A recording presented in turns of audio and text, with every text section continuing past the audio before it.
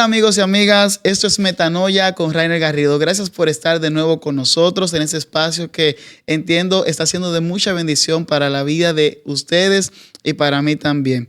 El día de hoy tengo la gran bendición de tener aquí en nuestros estudios a una pastora que ha sido un gran ejemplo para esta ciudad de Higüey y, por qué no, para todo nuestro país, que ha inspirado grandemente. Tengo aquí conmigo a la pastora Belkis Castillo. Pastora, muchas gracias por estar con nosotros. ¡Wow! ¡Qué alegría! Yo a ti casi nunca te he dicho que no, ¿verdad? No. Tú eres muy dichoso. Pero me siento muy honrada de compartir con gente joven y venir aquí, que hablemos, que podamos comunicarnos y llevar alguna esperanza o edificación a tu público. Para mí es un gran privilegio, ¿verdad? Amén. Pastora, para ir de inmediato a lo que estamos acá. Hemos visto lo que Dios ha venido haciendo con usted en el tiempo, pero para algunos que no conocemos tanto de cómo inicia la pastora Belkis Castillo, de dónde viene, está desde pequeña en la iglesia, cuándo llega a la iglesia, cómo surge todo esto que vemos hoy, porque lo que vemos hoy es solo el resultado de cosas que pasaron antes. Sí, yo siempre he sido cristiana, evangélica, pentecostal, de la cabeza y hasta los pies. Cuando mi madre estaba embarazada de mí, ella conoció a Cristo. Y entonces cuando yo nací como quien dice, dentro de la iglesia. Y ahí he crecido. Lo único que cuando yo tenía 8 años, yo veía que la gente, el pastor hacía un llamado y la gente pasaba al frente a recibir a Cristo como Salvador. Y yo le dije a mi madre, a mí me gustaría pasar como pasa la gente. Entonces yo siempre digo que a los 8 años es que yo públicamente entregué mi corazón a Cristo. He servido al Señor. Ya cuando yo tenía 14, 15, yo vine a Higüey para estudiar. Y así a muy temprana edad comencé a hacer programas de radio de índole religiosa. Bueno, tanto y tanto que yo tengo haciendo programas de radio como 40 y pico de años. Wow, son unos cuantos días. Son unos cuantos días. Son muchos años y siempre han sido programas cristianos, siempre exaltando a Cristo y siempre, que no es ahora, siempre combatiendo la idolatría, siempre. Yo recuerdo de cuando estaba más pequeño, yo llegaba de la escuela y ponía la emisora siempre para escuchar el programa. De hecho, a veces me disgustaba cuando no la escuchaba usted hablando. Decía, mandó a alguien del equipo, quería escuchar a la pastora hoy. Eso lo recuerdo. Sí, nosotros tuvimos 15 años haciendo un programa a la 1 de la tarde que se llamaba Sin Cristo no hay salvación. Wow. Y nosotros íbamos del sector San Martín a la salida para el Ceibo a pie a las 2:30 del día, porque el programa comenzaba a la 1 de la tarde. Oh, padre. Y de allá veníamos a pie también. Eso hace un montón de años. Entonces, después que terminó ya el ciclo de ese programa, empezamos uno a las 6 de la mañana, que duró también 15 años. Y ahora tengo uno a las 6 de la tarde, que tiene ya 13 años. Wow, eso es tremendo, de verdad que sí. Pastora, ¿sabe que nos ha tocado ver, lastimosamente, muchas personas que no creen en el ministerio de la mujer? Sin embargo, yo que sí creo y que he visto cómo Dios ha usado mujeres de manera extraordinaria, que es el caso suyo también, al momento de usted sentir el llamado del pastorado, ¿eso representó un reto para usted? No, ninguno, porque el que llama es Dios. Y tú lo dijiste cuando empezaste con este comentario, dijiste, lastimosamente hay algunos que no creen en el ministerio de la mujer. Es machismo, es una actitud totalmente errónea. No hay un solo versículo en la Biblia, escucha bien, que diga que las mujeres no podemos ministrar, sino que los ministerios, los llamados no tienen sexo. Y yo te voy a decir algo, una iglesia sin mujeres no es iglesia. Puede durar abierta una semana, pero no 15 días. Porque somos las mujeres las que estamos en los retiros, ¿sí o no? Eso es cierto. Las mujeres somos la mayoría en las vigilias. Eso es cierto. La mayoría en las visitas al hospital, cárcel y cualquier otra institución social. Nosotros somos las que dirigimos las amanecas de la iglesia, las que amanecemos de rodillas. Somos la del servicio, somos la de la limpieza, somos Somos todo en la iglesia después de Dios. Entonces, decir que las mujeres no tienen ministerio, pero usarlas de acuerdo a la conveniencia de algunos, es como un machismo que yo desprecio. Y es realmente lamentable, mucho más cuando uno ve lo que realmente está sucediendo, que es de bendición, que hay mujeres que realmente... Sí, porque tú dirás, si nosotros en nuestro ministerio y en todo lo que hacemos estamos haciendo daño, pues habría que, como en Corintios, mandar a callar a las mujeres. Como hizo el apóstol Pablo. Las mujeres en Corinto estaban haciendo daño. Pero no es el caso de muchas mujeres a lo largo de la Biblia y en el tiempo de Jesús y en este tiempo. O sea, si estamos haciendo daño, que nos manden a callar. Pero si estamos haciendo bien, que nos impulsen. Definitivamente. Y yo creo que lo bueno hay que aplaudirlo. Es decir, así como muchas veces se llama la atención cuando hay cosas que no están funcionando, cuando algo está saliendo de la manera que debe ser. Eso hay que reconocerlo. La gente tiende a ser un poco egoísta, si pudiéramos decirlo, si esa sería la palabra, porque... gracias a Dios que no son todos los hombres definitivamente, o pastores o líderes los que están en eso. Son unos pocos, pero tienen sus iglesias con mujeres sentadas ahí, que si esas mujeres salen, sus iglesias hay que cerrarlas. Es que Dios trabaja de manera integral y Dios llama a la familia y vemos cómo... Yo no sé cuál es el problema. Yo creo que toda la situación reside en Génesis 3:15. Sí. ¿Qué dice ahí? Que nosotras fuimos llamadas a aplastarle la cabeza al diablo. Y ese es el problema. No es que tenemos situaciones con pastores, ni con líderes, ni con varones. Es con el diablo la situación. Es una idea infundada por él, que va a transmitir. Yo lo creo. Lo malo y triste es que tú, siendo de Dios, seas un instrumento del enemigo para hacerle daño a una parte tan importante dentro del Evangelio de Cristo, que son las mujeres. Y que somos parte del mismo Y yo no digo cuerpo. eso porque soy mujer. Yo digo eso porque veo el fruto que las mujeres hemos ido dando a lo largo de la historia. Esto no es de ahora, esto es que cuando las mujeres, Cristo vino y las reivindicó y les dio su lugar, las cosas cambiaron. No, y que incluso, por ejemplo, tenemos una Débora, tenemos una Ruth, tenemos una Esther, con papeles protagónicos en la Biblia. Dentro de ese mismo sentido, ¿cómo fue ese llamado al ministerio que usted recibió? ¿Cómo fue esa experiencia? Porque hemos escuchado muchas historias, pero ¿cómo fue la suya? Lo mío fue algo muy especial de parte de Dios. Siempre desde que yo tenía 15 años, 16, yo dirigía todo lo que era la alabanza de la iglesia. Yo estaba al frente de 4 jubileos grandes que hacíamos en la Iglesia de Dios Misionera Pentecostal y yo estaba ahí. Yo tenía que dirigirlo todos los eventos. Yo componía los cantos y yo dirigía las marchas y yo estaba al frente. Wow. Entonces, a los 20 años... yo tuve una visión que no entendí. Hasta una disciplina me pusieron por la visión, sin yo tener culpa. Wow. Porque yo se lo comenté a una persona. Yo le dije, mira, yo me soñé anoche que yo estaba cantando en medio de un coro que usaba batas muy lindas. Pero cuando se quitaban las batas, yo veía que las mujeres tenían pantalones y yo estaba danzando con un grupo de niñas llenas de la gloria de Dios y yo veía que las muchachas se hacían sus moños lindos, pelo suelto, algunas tenían aretitos y yo no sé qué significa eso, pero yo me veía danzando y cantando en medio de ese grupo y ella entonces se lo dijo al pastor. El pastor me llamó y me dijo que por cuanto yo tenía esa mundanalidad wow. en mi corazón. Mundanalidad. Yo estaba en disciplina, pero la disciplina me duró como un mes.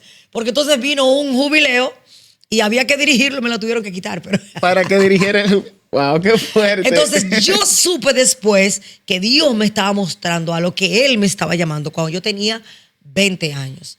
Pero pasaron 20 años más para que yo pudiera decirle que sí a Dios. No, o sea, los métodos de pastorado que yo veía no eran los que me gustaban a mí. ¿Y no le inspiraban? Yo le decía al Señor, cuando tú me enseñes otra forma de pastorear, quizás yo pueda decirte que sí.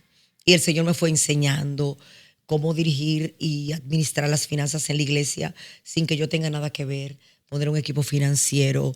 Me enseñó el Señor que los diezmos son entre tú y tu Padre celestial. No tiene nada que ver con el pastor, que los diezmos son un asunto discreto, que eso no es obligatorio. el Señor me fue enseñando todo eso. Yo no tengo que llamarte a ti para que tú vengas a diezmar. Yo te enseño la bendición que yo recibo cuando diezmo. Y a partir de ahí la decisión es tuya. Entonces Dios me fue enseñando todo eso. Me enseñó lo profundo de la alabanza, de la adoración, de la danza. Mira, en ese tiempo una danzarina significaba una representante de Madonna, decían.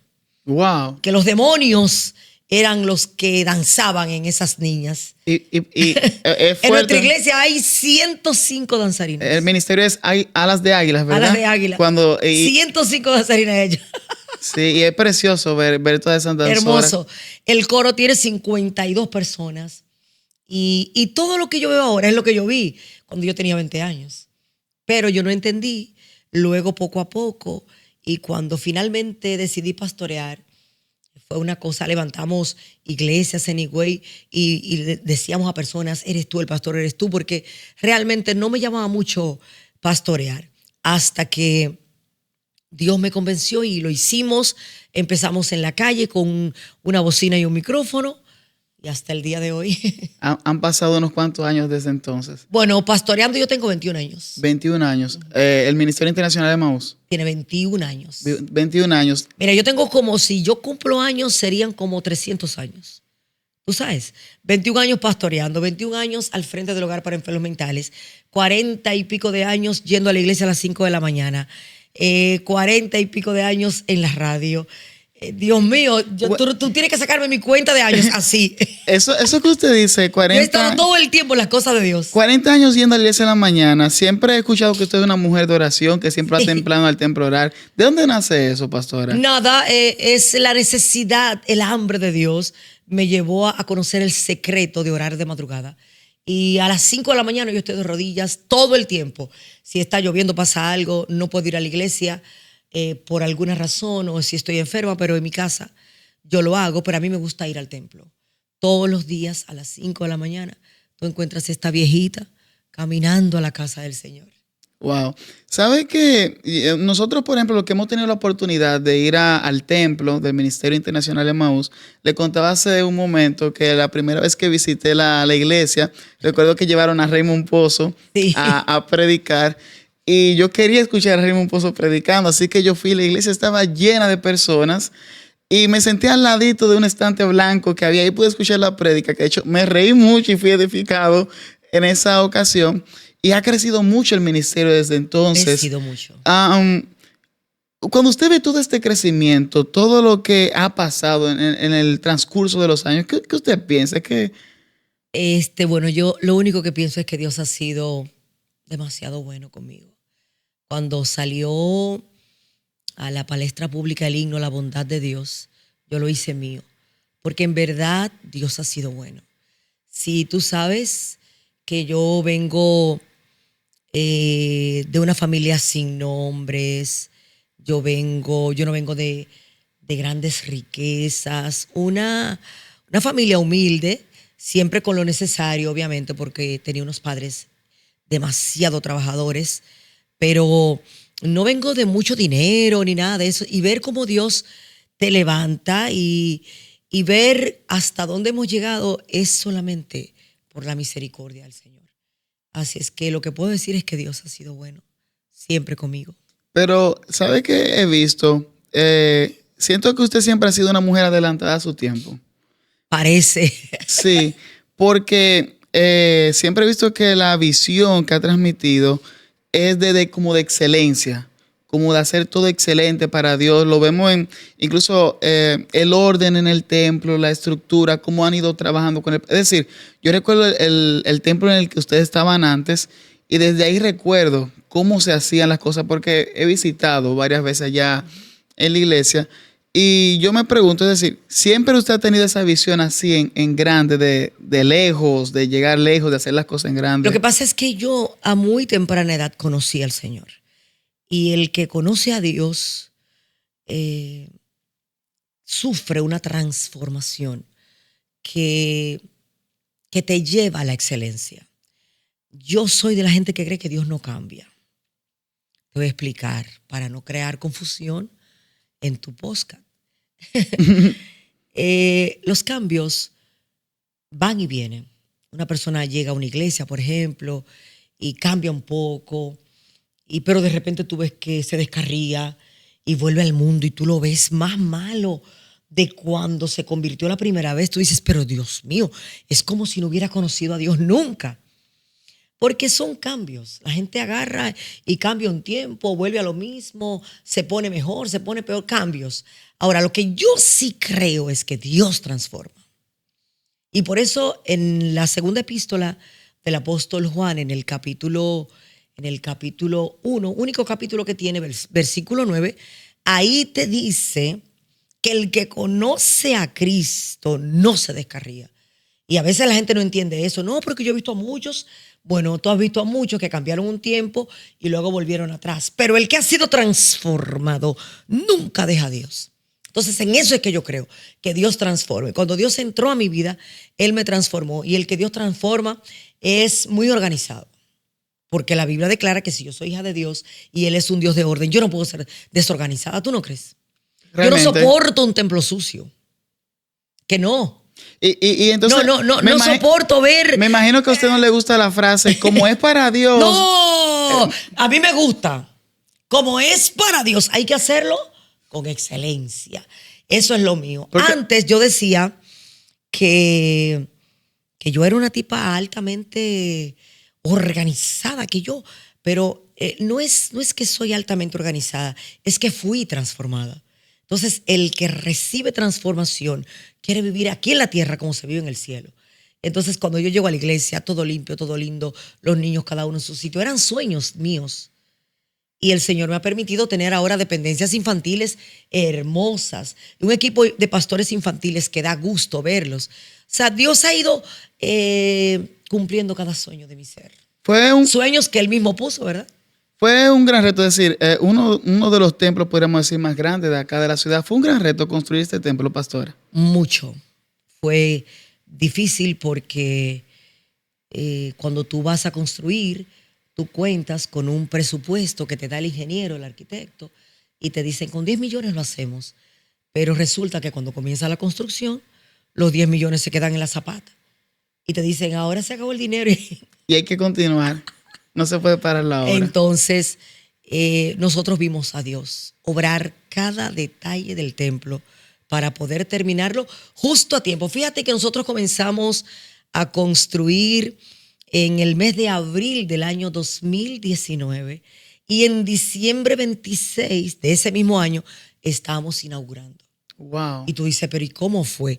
Yo también me pregunto, ¿cómo fue, Dios mío? Pero era que Dios estaba acelerando el proceso de construcción, porque recuerdas que en el año 2020, en marzo, ya teníamos una pandemia. Y si no terminamos ese templo antes de la pandemia, todavía estuviéramos construyendo. O sea que finalmente es Dios que aceleró el proceso. No fue tan fácil porque era un desafío del día a día. Realmente, día a día. Y para los que no saben, pueden buscar en las páginas Ministerio Internacional de Maús, se van a dar cuenta de lo que estamos hablando, sí. Porque realmente es un proyecto de creerle a Dios. De creer. Todo lo mío ha sido una fe que desafía circunstancias. Yo no me la privo de la que más fe tiene, pero yo sí creo que Dios ha puesto en mí el don de fe. Pastora, porque yo creo sin dudar.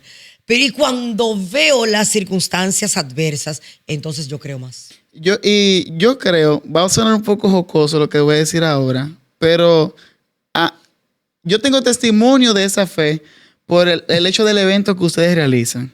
Bueno, día de cumplimiento que se realiza el día 21 de enero, que este año tuvieron a Averlyn Morillo, sí. Acá también a Víctor Hugo desde Brasil, a Alto Calanzas, los chicos de Oasis Ministry. Pastora, un evento el 21 de enero, es decir, ¿cómo nace esta visión? Es la pregunta que todo el mundo tiene. Sí, pero yo siempre digo lo mismo, es Dios que me llamó. Mira, cuando el Señor me llamó a mí, era como el año 2000 o 1900 por ahí, porque nosotros empezamos, la primera entrega fue en el año 2013. Y entonces ya Dios tenía como 10 años diciéndome, si tú me amas. 10 años. Sí, es diciéndome, si me amas, si es verdad que yo significo algo para ti, levántate el día que los ídolos son exaltados y adórame públicamente, adórame en la calle, levántate, levántate. Y yo, pero es que yo tengo una amistad con Dios muy bonita. Como hablando contigo, Dios y yo podemos hacer un podcast y hablamos. Eso es bello. Y relajamos. Entonces yo le decía al Señor, mira, yo te lo puedo hacer el 18. El día de mi cumpleaños, que es 19 de enero, yo puedo hacer eso. A mí no me importa cumpleaños. El 20 lo puedo hacer, el 22, 23, 24. Pero el 21 no, que van a tratar de arrancarme la cabeza, pero tú lo sabes. Y para los que no entienden, ¿por qué el 21 de enero? Es porque justamente en República Dominicana, el 21 de enero, pues hay una celebración aquí en toda la ciudad y en todo el país. Ídolos. A los ídolos, no hay otra forma de decirlo, a los ídolos. Tiene que ser ídolos, no puedes mencionar nombres A para los que ídolos. en tu boca no se encuentre el nombre de un ídolo. Wow, eso es tremendo. Eso es tremendo. Entonces, de ahí es que viene el reto y la pregunta de todo el mundo: ¿por qué el 21 de enero? Es decir, usted dice, Dios le había dicho, levántate en contra 10 de los años diciéndomelo y 10 años yo diciendo, yo lo hago, pero en cualquier otra fecha. que no sea el 21. Además, si lo vamos a hacer, tenemos que hacerlo bien. Porque cuando yo decidí ya decirle a Dios que sí, para el año 2013, yo le dije al Señor, me gustaría hacerlo bien. Si lo vamos a hacer, hacerlo bien. Porque hemos tenido la tradición y la costumbre que la pobreza y las cosas mal hechas le pertenecen a Dios. Cuando es todo lo contrario, cuando es al revés. Si es para Dios, tiene que hacerse lindo, tiene que hacerse bueno, tiene que hacerse hermoso. Entonces resulta que yo le dije a Dios, ¿cómo lo vamos a hacer que nos quede bien? Y el Señor me dijo a mí una sola frase. Me dijo, la iglesia lo hará y sobrará. No busques patrocinadores. No quiero que busques ofrendas donde nadie. Porque pudiera ser que un pagano te traiga una ofrenda y el evento pierda la fuerza espiritual. Oye bien. Es un gran reto. Son asuntos poderosos que por eso yo no te critico a ti si tú haces un evento pagado, ni a nadie, porque es que son cosas de Dios conmigo y lo de Dios contigo es otra cosa. Y por eso la hora de la fe es un reto muy grande. Yo no critico al que haga eventos pagados. De hecho, si tú me vendes una taquilla, yo te la compro y hasta te compro más. Pero en el caso mío, Dios me dijo, no quiero patrocinadores. De hecho, tú ves el gentío que va a ese evento sí. Y nosotros no tomamos ofrenda. No tomamos ofrenda, no tenemos patrocinadores, nada de eso. La iglesia lo hace y siempre sobra. Como el Señor me dijo, mira, por ejemplo, este año, el día 2 de enero, nosotros no teníamos la primera ofrenda para este evento. Un evento de 4 millones de gastos. 4 millones. Es mucho dinero. Pero óyeme, y el día 2 de enero hasta el 21, o sea, no había 15 días para eso. Y entonces ahora yo porque mi fe me desafía mucho, yo tiemblo. No te creas que yo, no hay momentos en los que voy temblando, Jehová. Señor, ¿qué vamos a hacer ahora? ¿Cómo lo hacemos ahora, Dios mío? Mira, Padre, pero la productora del evento, mi hermana, mi amiga, una gran mujer de Dios, Maite Durán de Encarnación, estaba fuera del país. Ella estaba de vacaciones para Orlando y es a ella que la gente le entrega las ofrendas. Y ella no estaba aquí. Entonces, cuando ella llega, que llegó el día 2, no teníamos dinero. Y yo sabía que en Averly Morillo, en el Jeremy Sonido y en Arthur Calazán y el pastor Víctor Hugo, ahí, en esas 4 personas, habían 3,5 millones de pesos de gastos en esas 4 personas. Wow. Escúchame. Entonces no teníamos... A 15 días del evento. A 15 días del evento. El caso es que el día 18...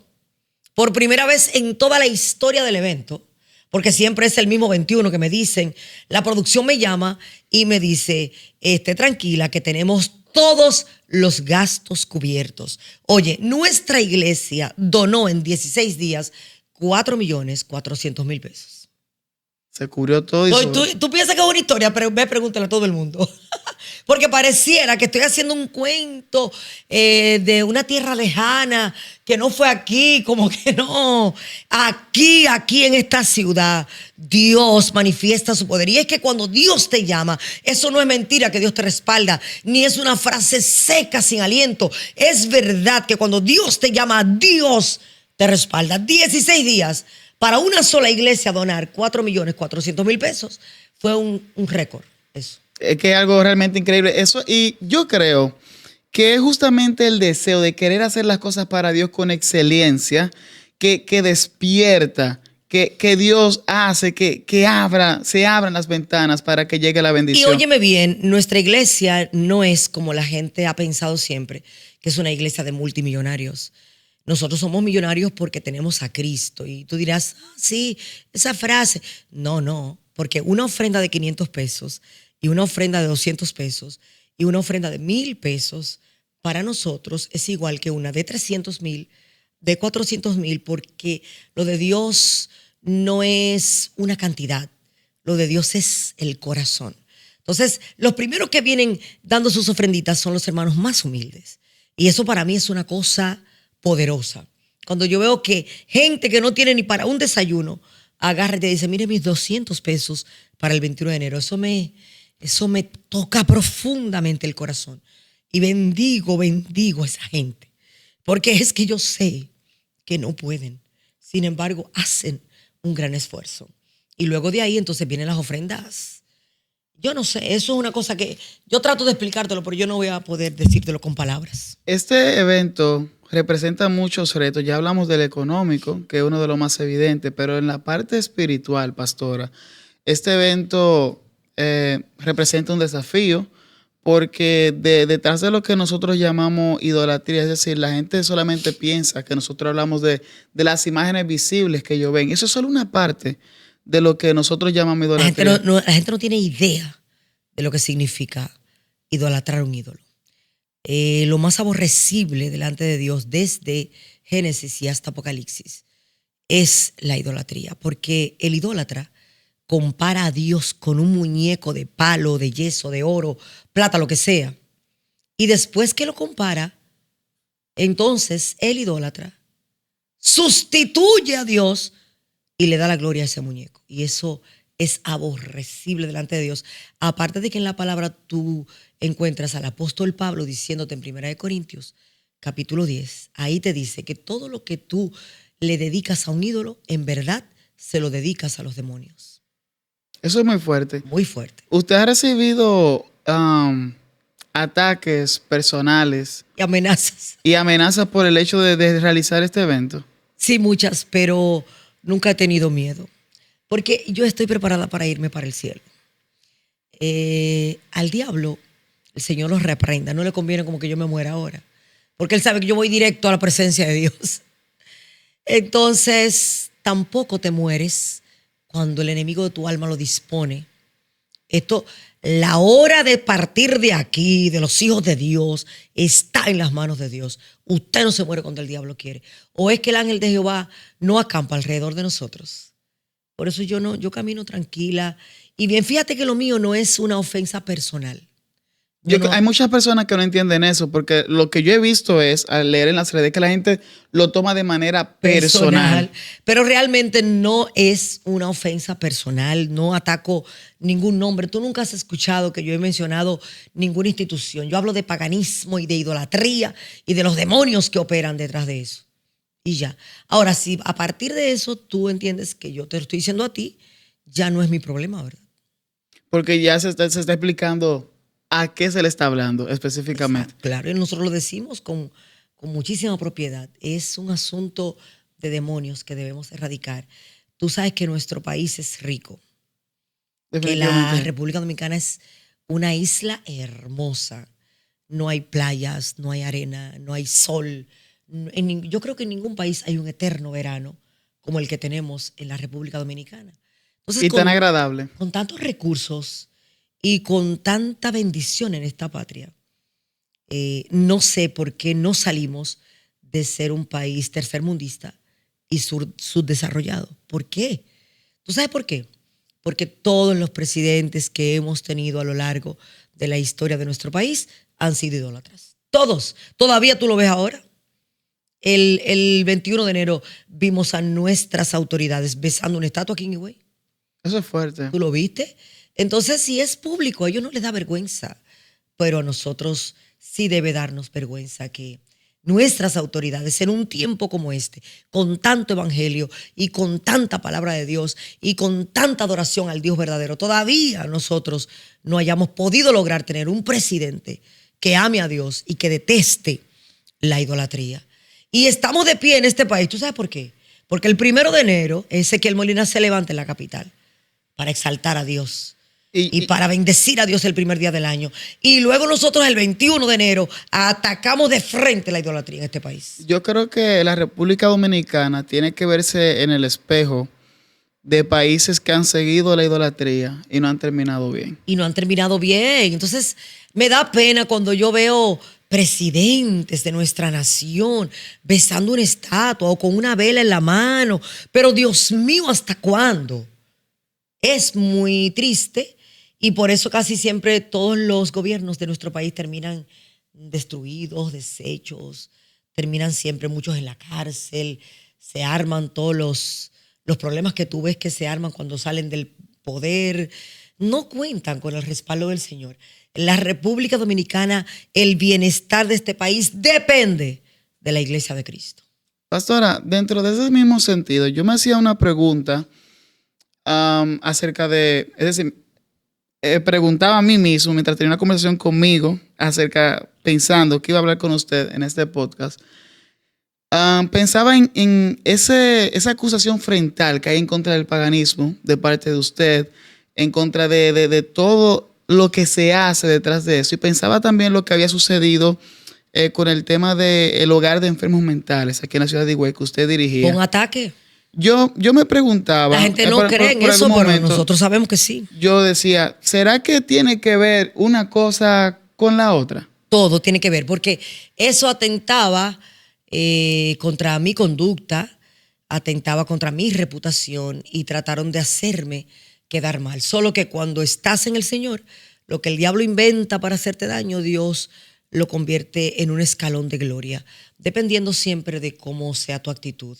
Entonces, en ese tiempo, nosotros nos levantamos y con la frente en alto enfrentamos a los demonios, fuimos a la fiscalía porque hasta ahí nos llevaron. Mira, en vez de darme de pensionarme, ¿verdad? Fue algo muy fuerte. Di la verdad. Es que en vez de pensionarme, porque después que tú tienes 21 años trabajando con más de 465 enfermos mentales, que de hecho llegan a la ciudad el mismo día el mismo día de ese evento, que lo traen de otros pueblos aquí. Mira, yo veo mujeres que son, por ejemplo, yo puedo decir eso aquí porque no tengo nada en contra de eso. La esposa de Johnny Ventura. ¿Qué ha hecho ella a favor del país, de la patria? Ella está pensionada tan solo porque ella es la esposa de uno de los más grandes músicos de este país, reconociendo a ese señor, ¿verdad?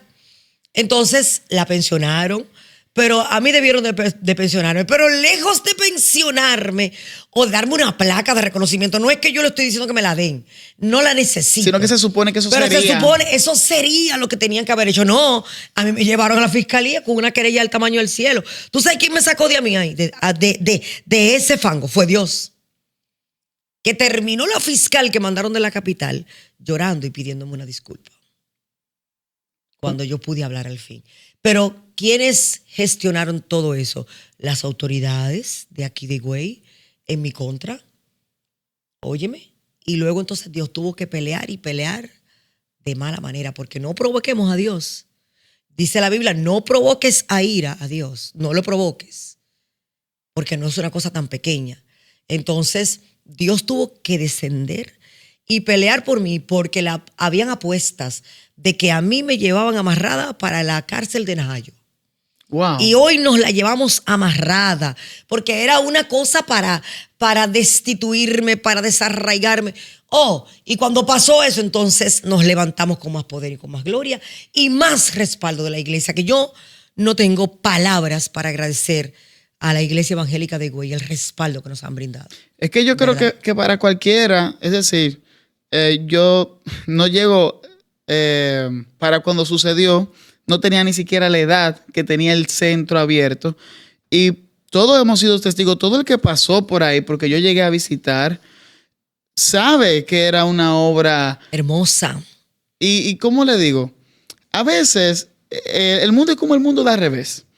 Porque las personas que no están haciendo nada critican a los que están haciendo algo. No, y tratan de dañarte, porque una cosa es que critiques y otra cosa es que te acusen de algo que jamás cometiste y que te lleven a una fiscalía como si tú fueras culpable de algo, tan solo porque ayudaste a más de 500, casi 500 enfermos mentales alrededor de 21 años y más de 100 enfermos de esos fueron sanados totalmente.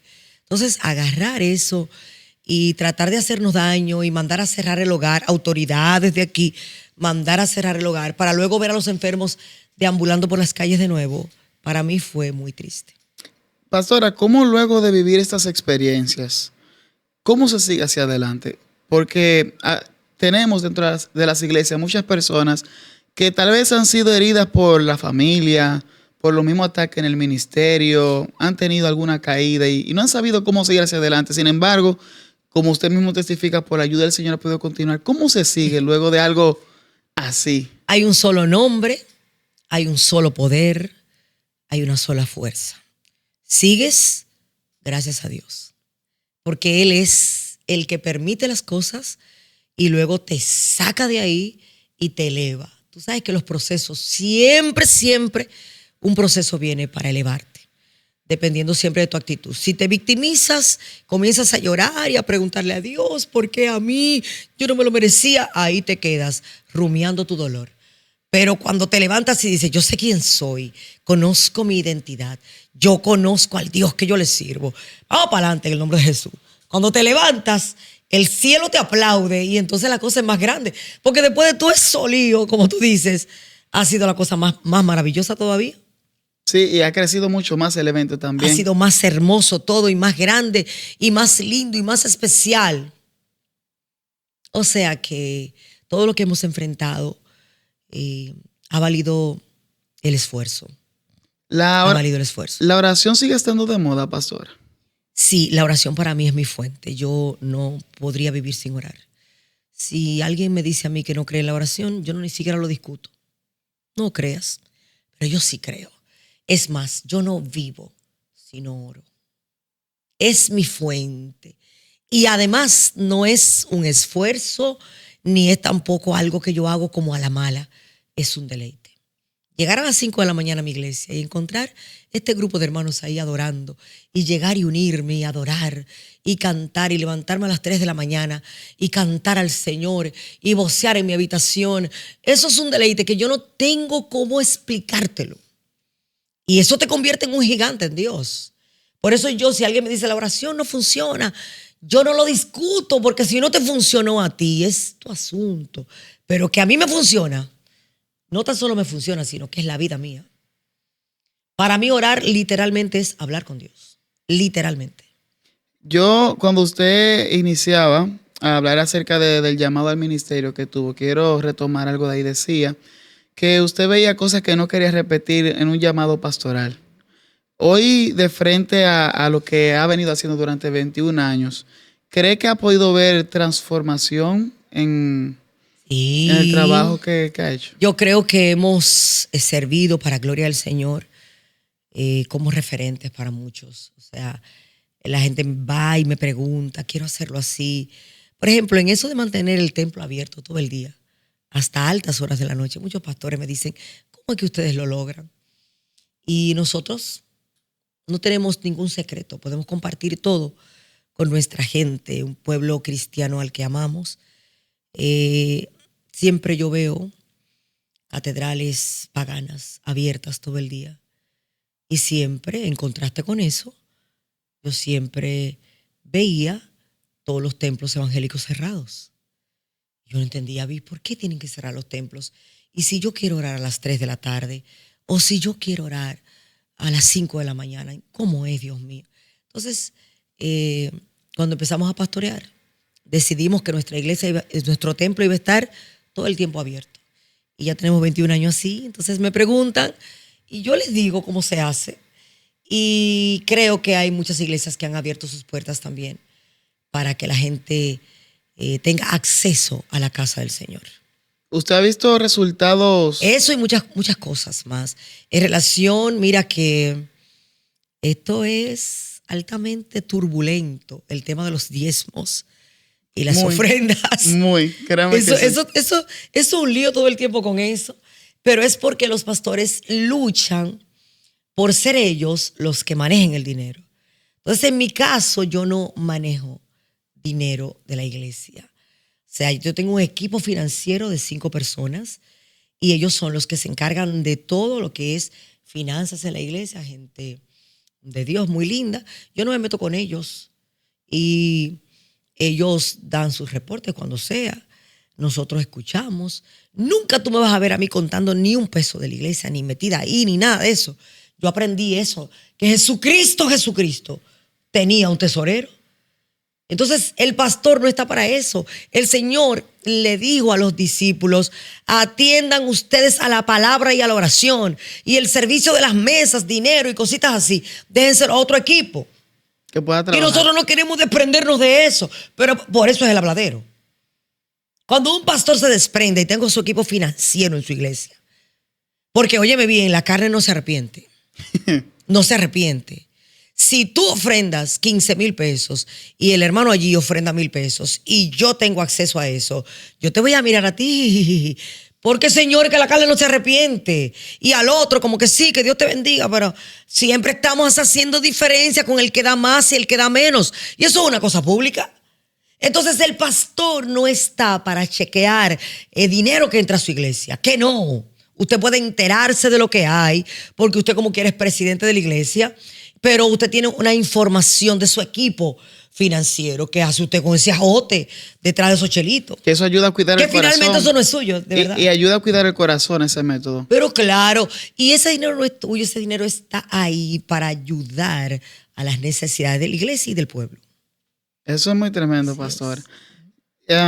Luego de ver, hablábamos del 21 de enero, resultados espirituales que usted ha visto. Y si incluso físicos que pudiéramos decir. Ay, santo, pero espirituales son hermosos. Bueno, físico es que yo estoy cada vez más linda, ¿verdad? La tenemos aquí con nosotros. Es broma, pero espirituales, ver las iglesias evangélicas en cualquier esquinita llenas de gente, eso para mí es una cosa gloriosa. Y cuando tú preguntas, ¿cuántos eran idólatras aquí? La gente, yo. Y a mí Cristo me abrió los ojos tanto y tanto que el negocio de la idolatría ha ido cayendo. Sí. Tú sabes que en los patios de las catedrales paganas hay unos mercados para vender oraciones, para vender cuadros, para vender velas, para vender crucifijos. Y ese negocio ha ido bajando. Porque cuando tú te conviertes ya tú no compras más. Sí. Entonces, ver las iglesitas, digo iglesitas porque son iglesias pequeñas que están en una esquina y de repente están llenas de gente. Eso es glorioso. Cuando tú pasas por las catedrales paganas, tú encuentras a 3 y 4 viejitos. No hay gente. No, lo que en este país, por ejemplo, el paganismo tiene un poco de poder político porque los presidentes que hemos tenido no se han apartado de ahí. Entonces mantienen ese poder a esa institución religiosa. Pero en el caso de nosotros, tenemos el poder de Dios, nada más es. ¿Alguna iglesia tú conoces que tiene un sueldo del gobierno? No. No tenemos el sueldo de gobierno.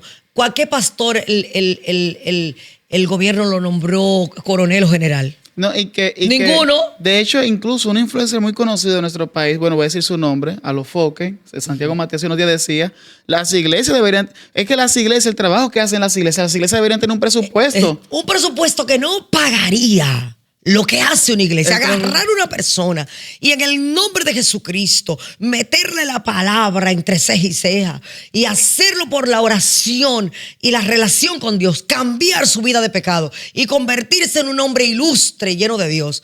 Eso no se paga con dinero. Lo cambiaría todo. Cambiaría nuestra Óyeme, nación de arriba abajo. entonces nosotros no tenemos dinero de iglesias, nosotros no tenemos ningún cargo. De hecho, antes se creía que los evangélicos tenían un rabo y cuando el paganismo metía a un evangélico preso nada más porque era evangélico, los otros paganos iban para ver el rabo de ese evangélico en una cárcel y nos tenían como miserables y nos tenían como los feos y nos tenían como los chin. Eso se acabó hace tiempo. Ni somos los feos, ni somos los pobres, ni somos los chin. Por favor. En 12 años han pasado muchas cosas. Muchas cosas. Y yo creo que el año que 12 años atrás tú no podías caminar por aquí en ninguna calle. ¿Tú te acuerdas? Bueno, tú eres chiquitito. Pero recuerdo porque... Óyeme, todo estaba lleno porque la idolatría reclamaba gente para Higüey. Pero ahora tú ves cómo es la cosa. Y ha cambiado radicalmente. ¿Cómo es la cosa? Las generaciones que vienen tienen un gran reto. Sí, amén. ¿Cuál sería su mensaje para la generación que sigue? Porque es de la vida que no siempre vamos a estar aquí. Así es. Yo pienso que cuando ya nos vayamos, si no es que Cristo ha venido y nos vamos todos, deben levantarse jóvenes así como tú, como, ¿cómo se llama el morenito? Polonio. José Paulino. José Paulino, Juan Daniel. Sí, el evangelista Juan Daniel. Jóvenes Wilkin, Juan Carlos de nuestra iglesia, Pedrito. Norberto Polo. Norberto Polo. Cuando esos jóvenes se levanten con poder y gloria, esto va a ser glorioso. Si ahora estamos disfrutando las mieles de la gloria de Dios, cuando ya nosotros no estemos, yo espero que esos jóvenes sean esos poderosos hombres y mujeres a los que Dios levante y que definitivamente los templos de los ídolos sean museos. Quizá yo no lo pueda ver totalmente, lo estoy viendo sí un poco, pero quizá yo no lo pueda ver totalmente, pero lo van a ver ustedes, que los ídolos de ellos son plata y oro, obras de manos de hombres que aunque tienen bocas no pueden hablar, tienen ojos, no pueden ver, tienen narices, no pueden oler, tienen oídos, no pueden oír, tienen manos y no palpan y pies y no caminan. Están muertos y tan muertos como ellos están aquellos que los siguen y los adoran. Entonces esos templos que se queden ahí como museos y que la gloria de Dios descienda a las iglesias donde se predica Cristo. Pastora Belkis Castillo, muchísimas gracias. Siempre. Amigos y amigas, esto es Metanoia con Rainer Garrido.